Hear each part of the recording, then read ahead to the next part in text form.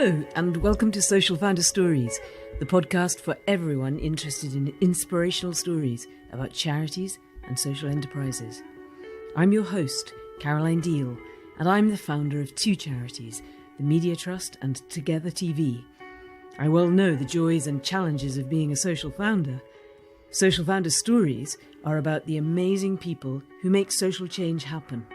People who use their passions, skills, and entrepreneurial drive to make a difference and to make our world a better place. You'll hear about what makes social founders tick, how they create impact, what they struggle with, and how they overcome their challenges, or not in some cases. Social Founder Stories is brought to you by the Social Founder Network, in association with Kiva, the Centre for Innovation in Voluntary Action. You can find out more about Kiva and support their innovative work at www.kiva.org.uk.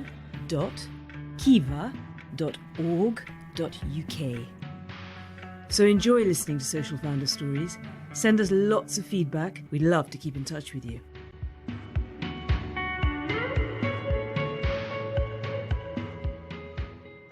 Natasha Walter is founder of Women for Refugee Women, an influential charity providing support for refugee women seeking asylum in the UK. A feminist and human rights activist and author of books and media, Natasha became a founder-director 13 years ago, almost by mistake, driven to create social change. In my interview with her, you will hear about the steps she took to set up the charity, the learnings along the way, and the important mix of services, voice, media and campaigning that underpin Women for Refugee Women and Natasha's leadership. And since we recorded this podcast, Natasha has stepped down as director, handing over to Alfonsine Cabagabo, and Natasha is now Creative Projects Director. Hi, Natasha. Welcome to the Social Founders podcast. Hello, thank you very much for having me. Really fantastic to have you with us. And tell us about your organisation. So I'm the founder of Women for Refugee Women, which is a charity working with refugee and asylum-seeking women here in the UK. And I set up the charity, it's 13 years ago now. I can't believe it, Caroline. It's really 13 years. I know. It goes fast, doesn't it? It does. It does go fast. And I think, it's been an amazing journey, and it's interesting to have this opportunity, I think, already for me to sort of look back and think about, what an extraordinary journey it's been for me and for many of the other women involved. But maybe I'll just say something about what we are right now, what Women for Refugee Women does right now. That would be lovely. We're still quite small, but a decent size, I think, for an organisation working in this sort of area. When you say quite small, tell us in staff turnover. So there are 8 of us now on staff, but we're not all full-time. Mm-hmm. And we have a small office in central London, and we network with other organisations around the country. And we see about 100 refugee or asylum-seeking women coming here to our centre every Monday. And so that's really the core of the work that we do with refugee and asylum-seeking women. We work at the grassroots directly with refugee and asylum-seeking women, supporting them in the steps they're taking to rebuild their lives here in the UK. But above all, trying to work with them to enable them to build their confidence and skills to speak up and tell their stories in their own way. And that's really at the heart of what Women for Refugee Women does. It's all about enabling refugee women to speak for themselves and to be able to tell their stories then to different audiences, particularly to people that are not already aware of what women go through when they cross borders, when they're fleeing violence, in order to create more sympathy, more understanding, more awareness, and through that to create pressure for change. It's very important to me that Women for Refugee Women is not just providing services, just providing support. We are working with women facing enormous challenges, and I think we would be letting them down, betraying them, if we weren't working for system change, which means we need to see a fairer asylum process in this country. We need to see more protection for refugee women. We need to ensure that every woman crossing borders has the chance for a fair hearing, the chance to rebuild her life. And I think this is really at the heart of what we do. We want to see genuine change. I think it seems like a really original mix, actually, of the services, for such a small charity, of the services that you're providing and the day-to-day contact with refugee women, but also the campaigning work and especially the media work that you're doing. And it was interesting what you were just saying about telling stories to people who don't normally hear those stories or understand them or feel sympathetic to them. I worked as a journalist in the media before I ever thought of actually founding an organisation or trying to work in this way. And this is really, why Women for Refugee Women came into being, because I was working as a journalist for The Guardian and The Observer, and previously for The Independent. I was facing actually quite severe barriers in trying to get the stories that I wanted to tell about asylum-seeking women even into those outlets, the liberal press. And when I did, I often felt quite downcast about the impact of those stories. So the real trigger for me was about 13, 14 years ago, when I was working. I had this story I wanted to write, this piece I wanted to write for The Observer, where I was working at the time, about asylum-seeking women who were being left destitute with no means of support in the UK. And I knew I wanted to tell the stories of these women, and I got particularly close. It was really an encounter that really shook me up to one particular woman as I was working on this article. Her name was Angelique, and she had come from the Democratic Republic of the Congo. And I think we've all heard the stories coming out of DRC. I mean, it's a place where there's been so much violence and so much upheaval. And I think we often lose sight of the impact of that on individual people, particularly individual women. And Angelique's father had been a politician, and during the part of the Civil War, her family's house was targeted because of her father. And she, as a young woman, had seen the rebels coming to her compound, the family house, her family home burning before her eyes. She'd seen her parents lying dead on the ground, and she herself was not killed. She was an attractive young woman, and the rebels had picked her up and taken her with them. And she was imprisoned and became the sort of sex slave companion of the guy who was running the prison, which in a way saved her, because he occasionally took her into his own house at night. And one night while he was sleeping, she managed to escape, and she ran into the bush and was running and walking for a long time, and then found people who managed to take her to the city, back to the city, where she made her way to friends of her father. So friends who were in a position of being able to give her some money, and got her into the hands of somebody who could smuggle her out of the country and into the UK. And when she got to the UK, she didn't speak English, but she thought, okay, I've come to a safe place here. But like so many of the women we meet, she received no support on entry into the UK. She had a terrible lawyer who never collected the evidence. So she was refused asylum. When I met her, she was homeless. She had no right to stay in the UK. So she had no right to any support, no right to work. She was just living completely destitute and homeless on the streets of London, literally walking from one end of London to another to find places to stay, doorsteps to sleep on, charities to beg from. And while living in that way, she had become pregnant, because a guy in one of the churches she went to had said, oh, come home with me for a few nights. And she again had been forced into sex and become pregnant. And she went on living on the streets until she was 8 months pregnant, until she could literally walk no further. And when I met her, she'd been taken into hospital. How did you meet her? Through a community worker who had met her in hospital and was trying to find her a place to stay.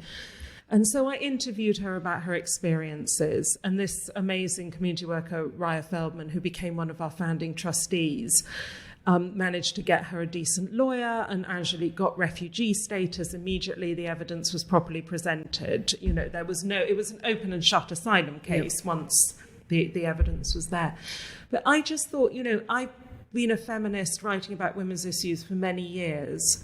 writing about women in the UK, travelling to places where women's rights are particularly under threat. I'd travelled to Afghanistan, to Saudi Arabia. And it seemed to me that this was a real gap, that women like Angelique were falling through these holes in international protections. Had she been shut up in any of the detention centres? She hadn't. She had just fallen through the net completely. And I just felt if people heard these stories, women would want to make a change, would want to stand up for women like Angelique. And so I felt very strong, I wanted to write about her story, but I was also very aware that if I just wrote a piece about this in The Guardian, how far would it go? I just felt very stirred up and angry. So all that we did at first in terms of trying to create a project was I linked up with some people I knew working for other refugee organisations. And all we did, first of all, was we created an event. I just thought, I want to bring it to life. I want to see people's faces when they hear Angelique's story, rather than just having this go out in the newspaper. So I worked with some wonderful women at other charities. I wrote to people that I didn't even know who came forward and supported, including Juliet Stevenson, the actress, who stepped up and read one of the stories. I think she read Angelique's story at the event. I just got in touch with a lot of women in positions of influence, women I'd met through media days, women I knew in politics. Una King, the MP, opened, Jenny Murray was in the audience. I wanted to connect those women like Angelique, who were completely voiceless and powerless, with women that might be in a position to listen and take their stories on. And Caroline, honestly, when we organised the event, I thought I was organising an event. That's what I thought. That's what I said to everyone. I'm going to organise an event. I want you to come along. I want you to hear these stories.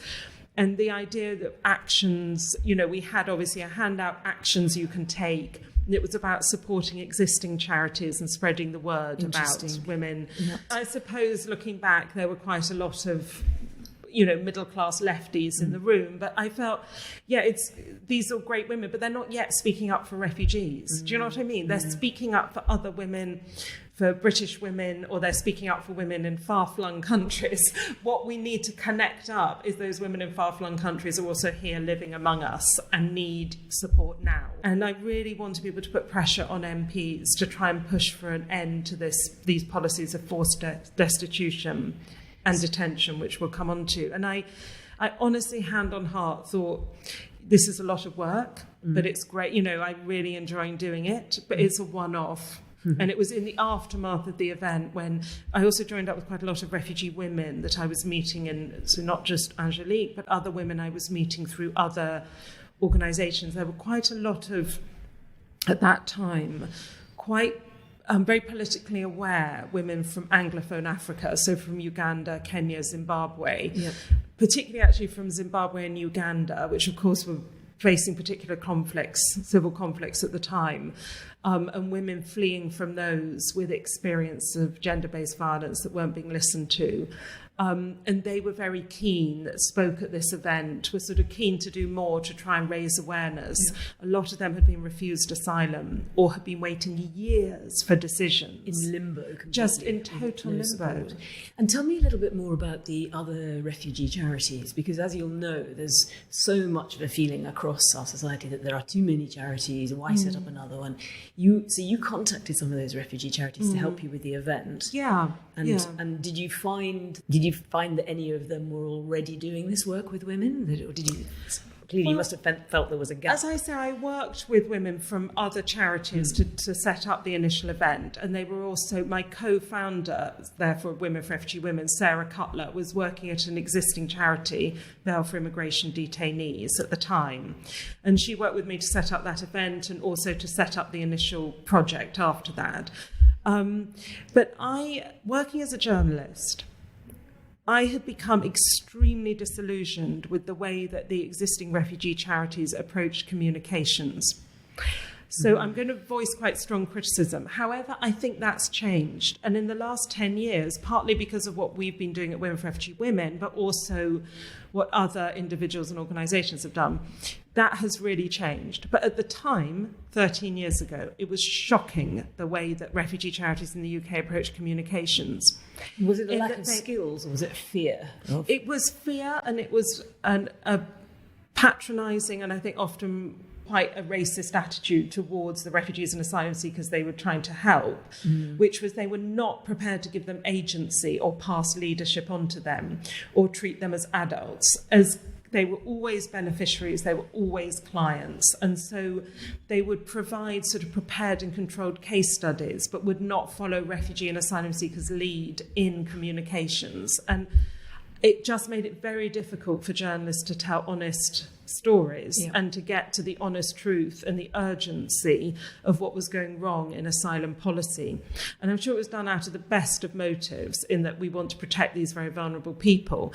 But it ended up having this effect that refugees and asylum seekers were being treated as though they couldn't make their own decisions about what stories they wanted to tell. And it takes a lot of resourcing, as you know. It does. And it can be very slow. And I think at the time when we started Women for Refugee Women, funders were a bit unsure about what all that resource was going into.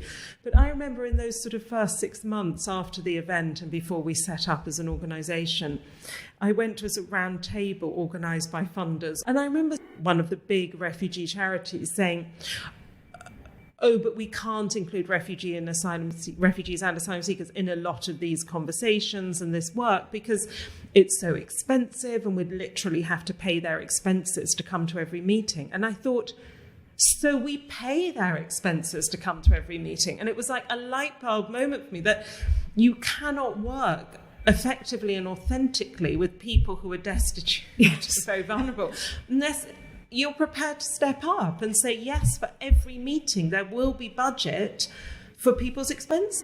So we have always, at Women for Refugee Women, when we have meetings, there is always budget for refugees and asylum seekers to sit around the table.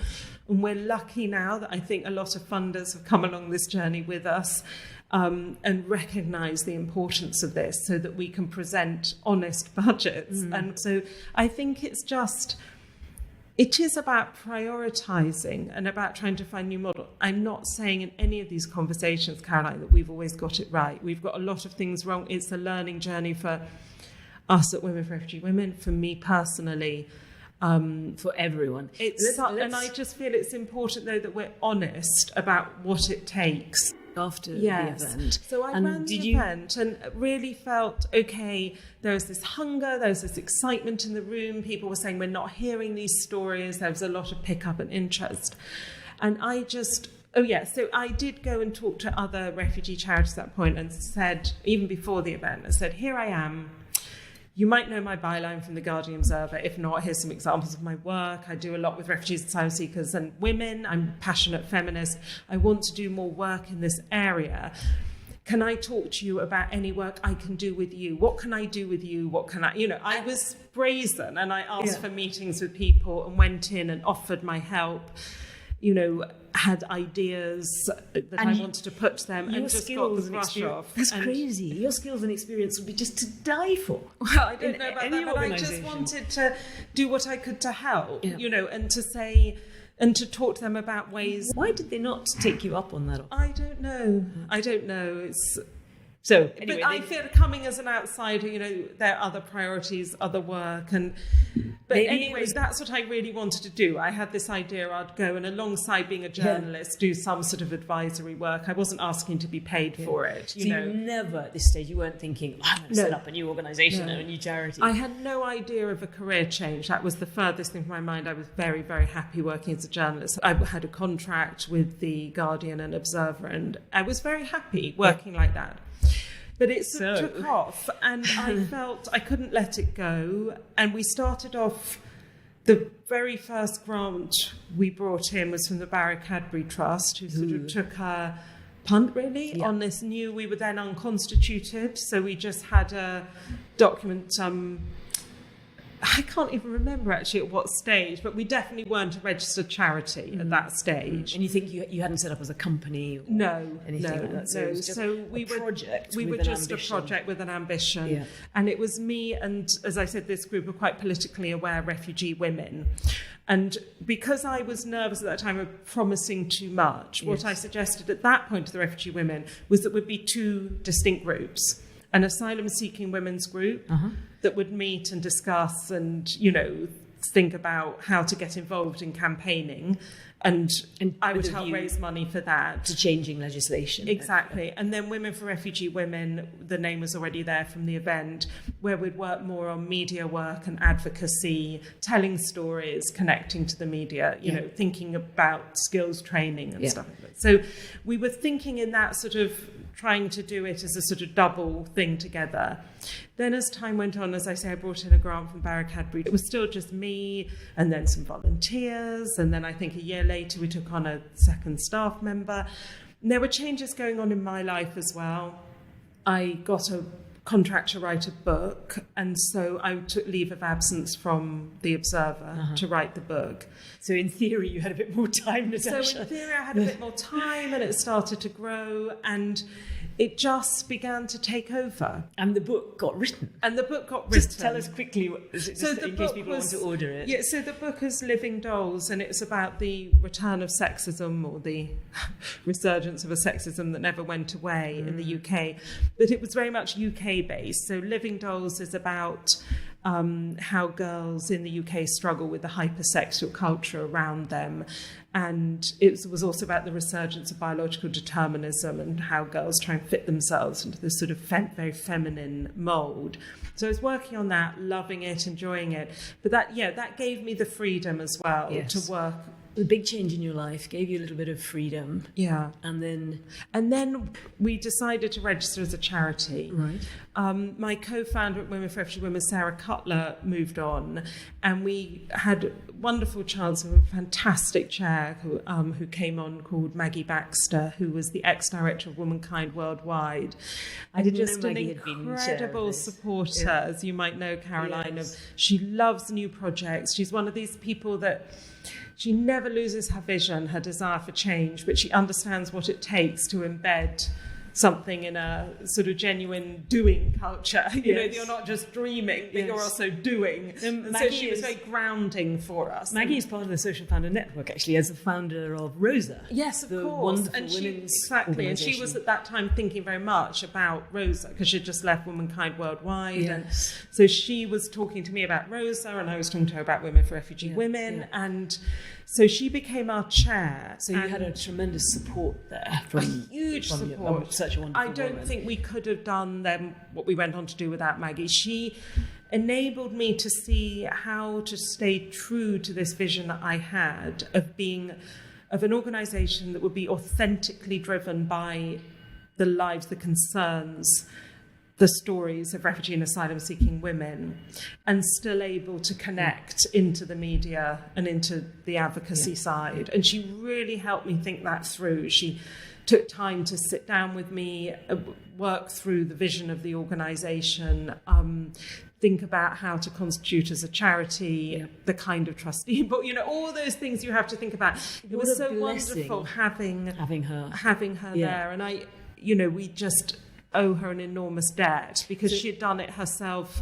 Because she's also, as well as running organisations, she's also been a grant maker, and so she could also advise brilliantly on how to raise funds, again, while being authentic. Because I think it's quite scary for a new organisation, particularly for me, never having worked in the charity world or in NGOs, about funders' expectations. But she was so great at giving me the confidence just to be honest about the vision that we had for the organisation, really being truthful and not trying to couch it in that sort of language you think the funders want to hear. That's such great advice. It was so useful for me, because and also it's quite nerve-wracking, as you know, when you first start getting your grants in and you start thinking about, are you going to be pushed off course when you look at the way the funders' expectations run, and just being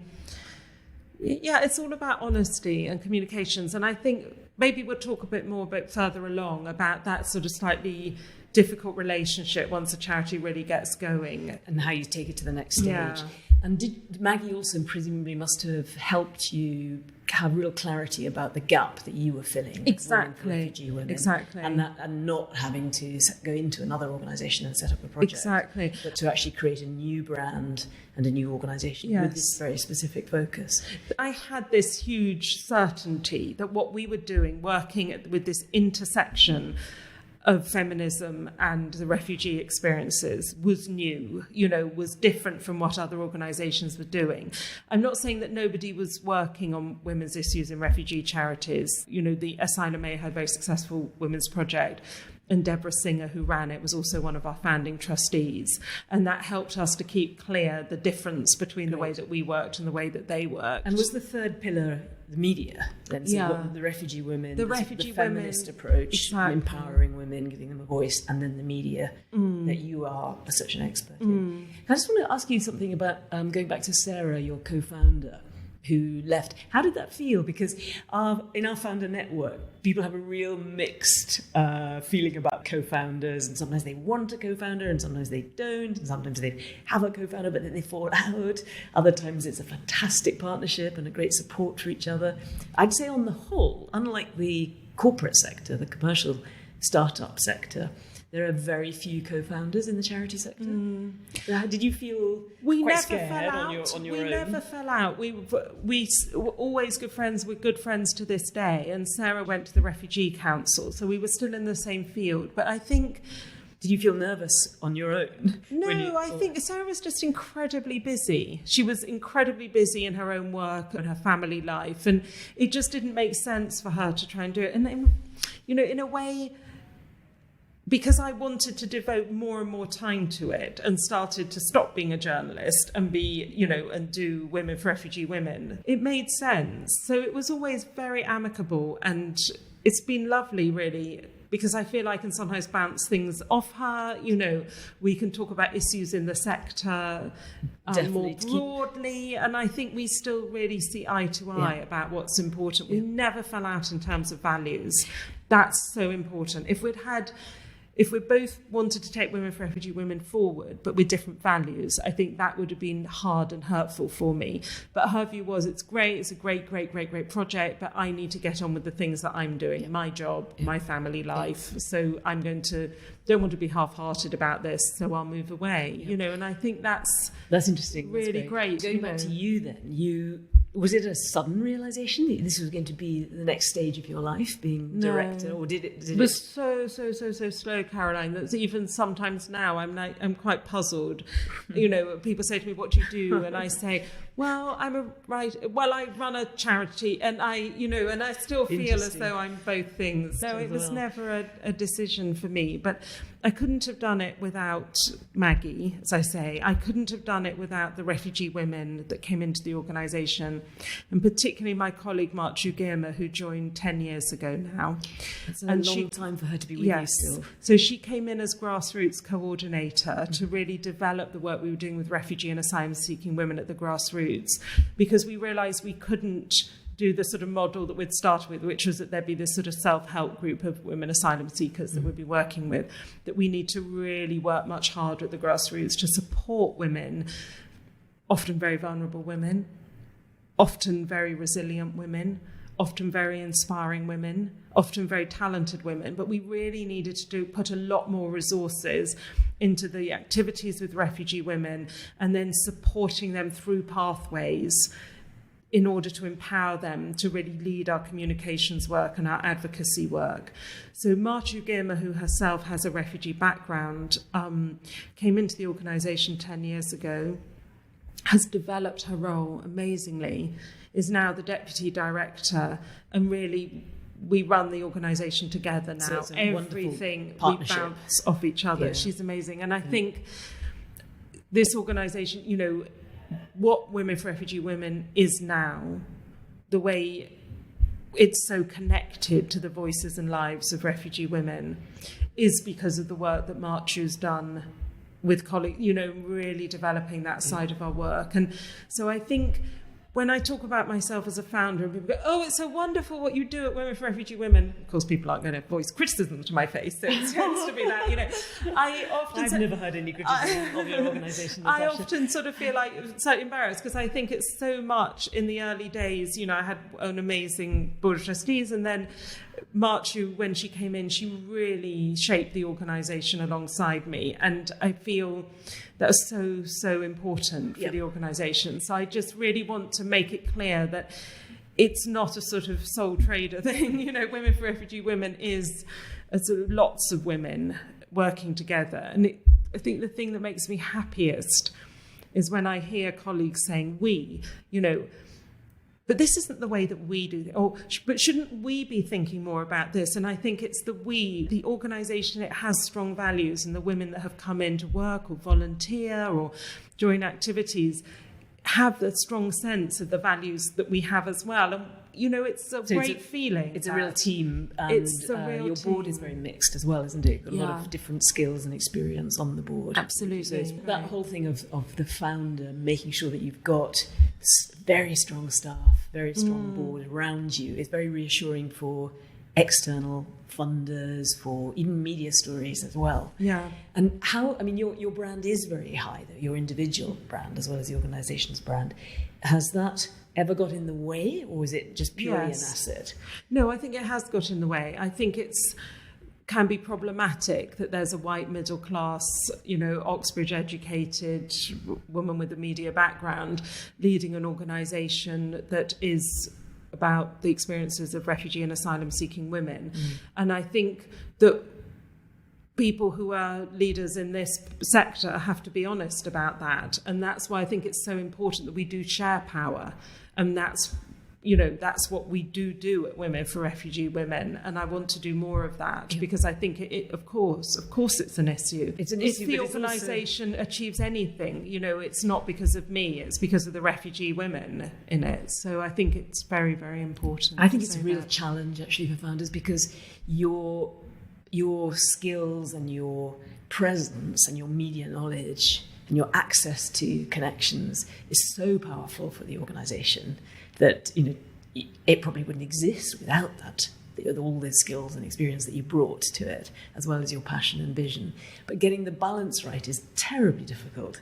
And it's a real issue when founders decide that they want to move away or step down or stop being the face of the organisation. Yes, but I also think we can overstate the power of the individual in this field. I mean, I often feel that there is a tendency in our society as a whole sometimes to overstate that. So I had the time, I had the wherewithal, the support from home, the support from networks to take that step of setting up.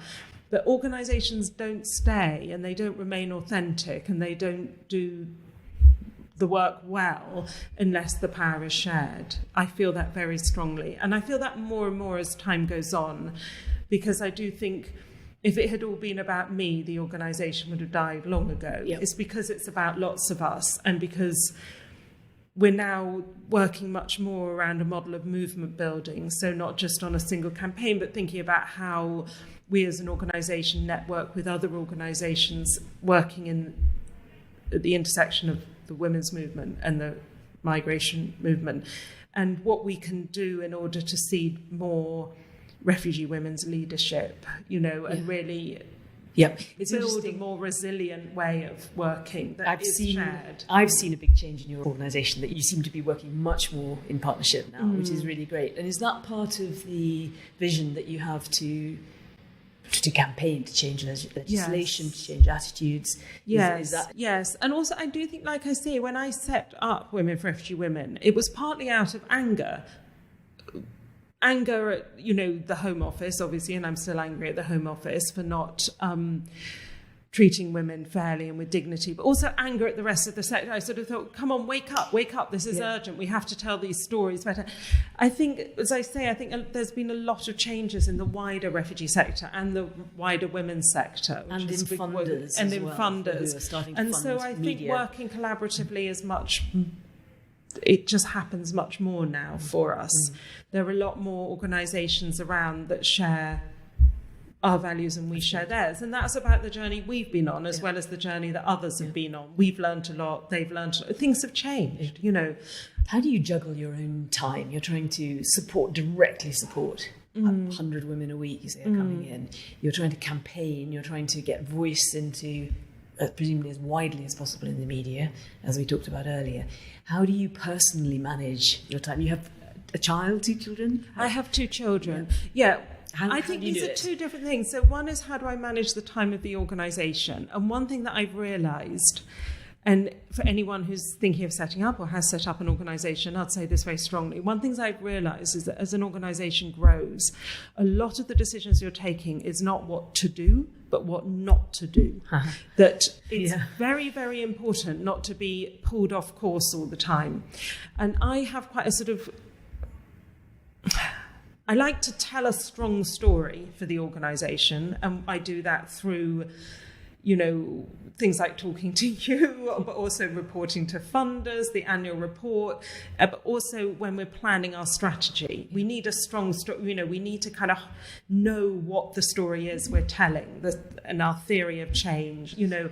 We need to know how we're doing that. And having settled on that, having said what we are planning to do, obviously that can change, you know, as we see new opportunities or new challenges that we want to fight against. It's really important not to be blown off course by everything that every sort of member of the team sort of think, oh, that might be a great idea. You've got to be able to say, yes, but our focus this term is on X. Or, we mustn't lose sight of the destitution campaign. And, you know, that's such great advice. Sometimes it's enabling your colleagues to say no as well. You know, you've got to help them prioritise and say, okay, yeah, it sounds great that so-and-so is asking you to do that. Lovely. I know you wanted to talk to them last year and they weren't interested then. Now they want to talk. However, the select committee deadline is next week, and we thought that was a really important opportunity. So let's concentrate on that.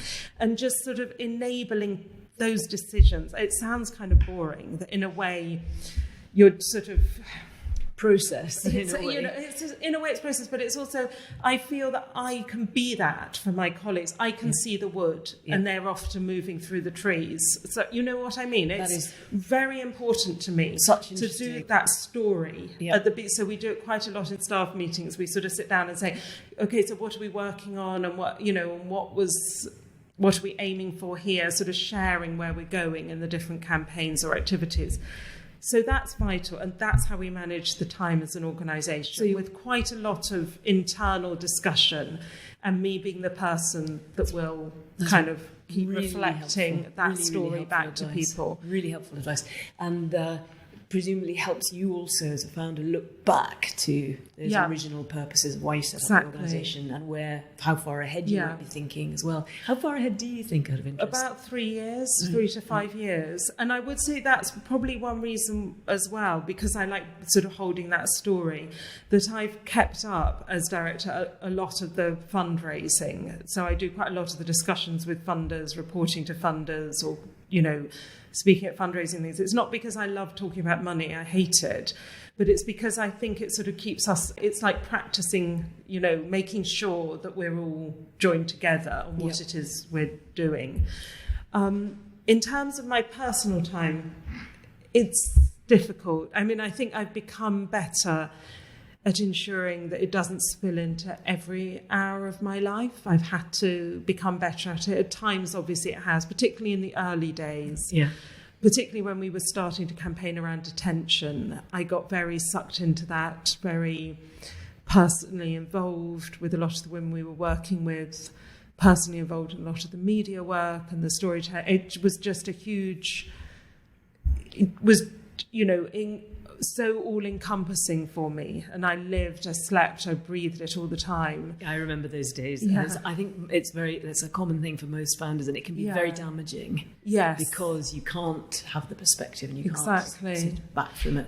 But I think for me, what made you change that? The two things that mean I can't do that is, one, I am still a writer, and so I finished Living Dolls after I set up Women for Refugee Women, but I also wrote a novel after I set up Women for Refugee Women. I have a 10-year-old son as well as an 18-year-old daughter, so I had a baby since I set up Women for Refugee Women. So all these things mean that I've had to I've had other things that mean as much to me, and so I have this other life, and I've seen with my colleagues, I have to remind them it's okay to step back. And I feel, because I have children, when I go home, I'm immediately back in their world, and that's homework sort of and parties and so gorgeous, and it's so it's just wonderful, and I'm so lucky to have that. So I naturally will step away, and I really carefully protect my holidays and my weekends, and so I just encourage my colleagues, including those that don't have families, to see the value of that, to make sure that we know we can switch off our phones, that we can really take time to be that other person that we are when we're not at work. Sounds like you've got a really great balance of sort of looking at the big picture as well, as being able to spend time with your colleagues and with the refugee women that you're working with. Well, that's always what keeps me going, Caroline, because I really feel it's, if I spend too much time at my desk doing the stuff that funders want, or the stuff that the board wants, important as all that is, I do start to lose the joy of the work and the passion. And what always reconnects me to it is coming back and working with the refugee women. And it was interesting, about a year ago, I went through quite a hard time in my own personal life following the death of my mother. And I was finding it quite hard to remain fully engaged with the work here. I think anyone who's been through bereavement knows what that's like. The world does go a bit grey. And I was sort of going through the motions. I took some compassionate leave, but I was still quite lacking in energy. And I thought, I'm not being a great leader here. Did you think about giving up at that stage? It was quite, for a time I did. And what really reconnected me is, it was something I didn't even set up. A colleague of mine set up a reading group as part of our Monday activities, a book group. So it was just a group of about 15 refugee women, obviously the ones with good English, sitting around a table, reading poetry, reading stories. It was supported by the publisher Hachette. And the colleague that set it up then couldn't go on facilitating it, so I started to facilitate it. And honestly, it just meant so much to me to sit there. I studied English at university. I was a critic for a long time. And then we'd read together some poem by Maya Angelou. And the refugee women's responses were just unbelievable. What they saw in the language, what they saw in the imagery, how it resonated completely differently for them than it, so many sort of nuances and resonances that they would pick up, that I thought it sort of brought together all the things I cared about, about feminism, about working with women whose voices aren't heard, and about the power of literature and poetry. And it sort of gave me back a lot of hope, so it really. Gave you hope, but also your drive came back again. My drive came back, and that was a big part of it, I think. And yet it's not something that was even... We probably didn't even mention the reading group in our annual report. Do you know what I mean? We probably didn't even mention it in any report to funders. It was a small thing, I think that was just supported in an in-kind basis by That's such Hachette, helpful advice. It's a helpful story, I think, to anybody who is starting to grow their organisation, because we hear that again and again and again about the slog of the management side of things as it gets bigger. So to reconnect and to stay really in touch with the very people that you're trying to support. And I think particularly at a time as well politically, because that's the other thing that I found very challenging over the last year or two. So first of all, I faced the challenges in my family life with the loss of someone very close to me, and who'd been very much part of the journey, who'd always loved to hear about the work. And so it was very hard. How lovely to have that support at home, actually. To reconnect. But also, these are very difficult political times for me. And as they are for many people working in these fields, I feel that progress on certain areas that I felt I wasn't taking for granted, but, we felt we were getting somewhere on quite a lot of fronts, that with the election of Trump, with Brexit, with the rise of xenophobia and racism more in the mainstream, with this very polarised political times, and now this sort of political stasis, which is so frustrating for campaigners. You know, we've learned a lot about how seeming breakthroughs can actually also contain seeds of strange backlashes that we didn't see coming. I think these are quite dangerous times and can feel quite dark, and I don't want to overstate that. I don't want to say, you know, it feels like the 1930s, or some of my friends do. I don't think it does. But I think these are very dark times, and the women that we work with are really facing the brunt of the hostile environment of this rise of xenophobia, of this uncertainty. And that can be very, very difficult. And so again, sometimes I find it hard to take the kind of straightforward pleasure I used to take in the campaigning work, because I'm finding it hard to really see the results. And change is very, very slow, isn't it? Exactly. And so reconnecting again to the grassroots work is very important to me. I should say that this sort of pessimism that I'm voicing isn't shared by all my colleagues. And I was struck recently, we were in a meeting with a supporter, and I was voicing some of this, you know, my feelings about the political times, the challenges we face. And my colleague Marchu, who, as I say, is a refugee herself and works closely with refugee women, said, yes, but we're seeing more strength of the grassroots than ever before, more refugee women ready to speak out. We're building a movement, and we will be ready when the political times are more conducive to change. And I think there is truth in that, and we do have to hold on to that we are here for the long haul. I don't necessarily mean me, you know, I could go. It's not about me being here forever. But I think that the work that we do with refugee women will stay through this challenging political time, and when things do become more open and we can make change again more easily, I think we're going to be ready, and that's very important. Because I was very inspired by an article you wrote recently where you used the word hope and hopefulness a lot. And I thought, how wonderful. I can't wait to come and interview Natasha to hear about. And now you're hearing the time now. It's feeling quite challenged. Yeah. I mean, your organisation for me symbolises hope and hopefulness and positivity and determination to change. And I think if you can tap into young people, that will be really wonderful as well. Do you sometimes think of, you know, could you create a movement that's almost like, you know, Me Too or Greta around rights for all women, but for refugee women in particular? Is that something that you sometimes look at doing with schools? Or? Yes, I mean, we don't work enough with younger women. It's partly because younger asylum-seeking and refugee women, of course, can still access mainstream education. I think we don't do enough with younger women, and we are definitely looking to do more. And, you know, I am excited. You know, we have wonderful young volunteers coming through, young women who organise events and fundraisers for us. And, nice. You know, that's fantastic to see their passion and their desire for change. And so I think you're right. That, I mean, I am still hopeful that change will come. I think it's been very difficult, though, over the last couple of years. We've got to hold on, we've got to hold in there. But if we feel this hope, it definitely comes, I think, from younger generations and from, you know, those people who, they haven't got the luxury of giving up. You know, the refugee women we work with, they can't just give up. They've got to fight for their immigration status. They've got to fight for their security in this country. They can't just give up. You know, what would giving up look like?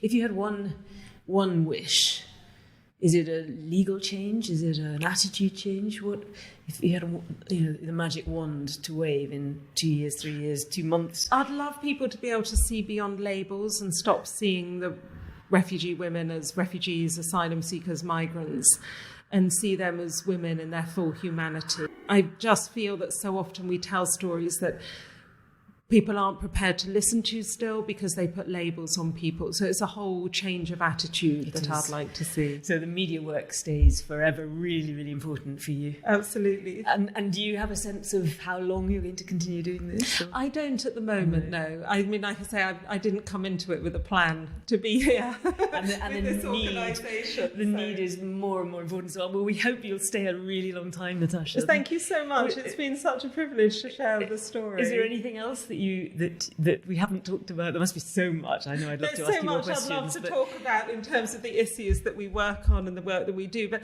I hope that anybody listening, if they feel that they're passionate about something and that other people aren't doing enough, it's just to get stuck in there, to just try what they can do. Yes, just start with an event with your friends, with your contacts, or a small project, or just spreading the word, and then see where it takes you, where the need is. And I think finding supporters on that journey, working in a network, is absolutely vital. So that's what I suppose I'd like to underline. Well, that's lovely. On that note, Natasha, thank you so much. And I'm sure you will have inspired loads of listeners and to follow in your footsteps as well, because you're a real inspiration to all of us. Many, many thanks and congratulations on everything you've achieved as well. Thank you so much. That's it for today. Thanks so much for listening to Social Founder Stories. I'll really look forward to your feedback. Do subscribe to the podcast. We have some fantastic guests coming up. Social Founder Stories is brought to you by the Social Founder Network in association with Kiva, the Centre for Innovation in Voluntary Action. You can find out more about Kiva and support their innovative work at www.kiva.org.uk.